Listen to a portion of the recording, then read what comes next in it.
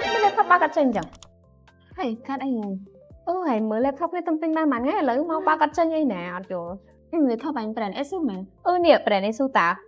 Chẳng hãy xạ vô tôi chạy Asus sự xanh hơ xanh đó. Bàn tay kia tên này hàng xanh đâu. Mà đấy hành tên là cả ai vô tôi service center ban nè. Chẳng hãy chui chung kia tôi chứ chẳng. Ok ta.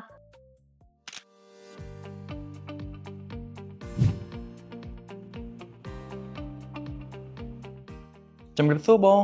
ស្ដីបង ប៉ាបងមានអ្វីដែលខាងប្អូនជួយបាន និយាយថា laptop ខ្ញុំហ្នឹងទៅទិញបានពី3ថ្ងៃបងប៉ុន្តែឥឡូវហ្នឹងវាបាក់កាត់ចេញចង់ឲ្យបងជួយ check មើលថាតើមានបញ្ហាអីដែរ បាទបងអញ្ចឹងបងអញ្ជើញអង្គុយលេងសិនទៅខាងប្អូននឹងធ្វើការ check ជូន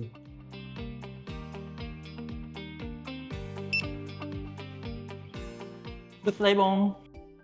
អធិស្ឋានបងតាក់ទងពី laptop របស់បងបន្ទាប់ពីខាងប្អូនឆែកទៅ laptop របស់បងមិនអាចទទួលបានការធានាជូនពីក្រុមហ៊ុន ASUS បានទេបងដោយសារវាមិនមែនជាផលិតផលផ្លូវការរបស់ក្រុមហ៊ុន អញ្ចឹងតើបានពេលខ្ញុំទិញ laptop ហ្នឹងបានតម្លៃរៀងធូរ បាទបងចំពោះ laptop មិនមែនជាផលិតផលផ្លូវការពេលដែលបងទិញដំបូងគឺពិតជាធូរមែនប៉ុន្តែពេលដែលមានបញ្ហាជាក់ស្ដែងគឺនឹងជួបផលពិបាកដូចឥឡូវនេះអញ្ចឹង ផលិតផលផ្លូវការហ្នឹងគេមើលមិនទៅបណ្ដឹងហ្មង បាទបងចំពោះផលិតផលផ្លូវការគឺបងអាចចំណាំពីចំណុចបានទី1គឺបងអាច check ជាមួយអ្នកដែលគាត់លក់ជូនបងផ្ទាល់ថាផលិតផលដែលបងកំពុងទិញជាផលិតផលផ្លូវការឬក៏មិនមែនទេចំពោះចំណុចទី2រាល់ផលិតផលផ្លូវការទាំងអស់តែងតែបិទមកជាមួយនឹងតាម ASUS Support ដែលមានជាអក្សរខ្មែរបញ្ជាក់ថាមានការធានាអន្តរជាតិនិងការធានា Perfect Warranty រយៈពេល1ឆ្នាំផងដែរ បងចុះផលិតផលផ្លូវការហ្នឹងមានចំណុចពិសេសបែបម៉េចខ្លះហើយ បាទបងសម្រាប់ការទិញផលិតផលផ្លូវការពីក្រុមហ៊ុន ASUS បងនឹងទទួលបានអត្ថប្រយោជន៍ជាច្រើនទី1គឺបងនឹងទទួលបានការធានាត្រឹមត្រូវរយៈពេល2ឆ្នាំទៅ3ឆ្នាំទៅតាម model ហើយក៏បងនឹងទទួលបានការធានា Perfect Warranty សម្រាប់1ឆ្នាំដំបូងផងដែរ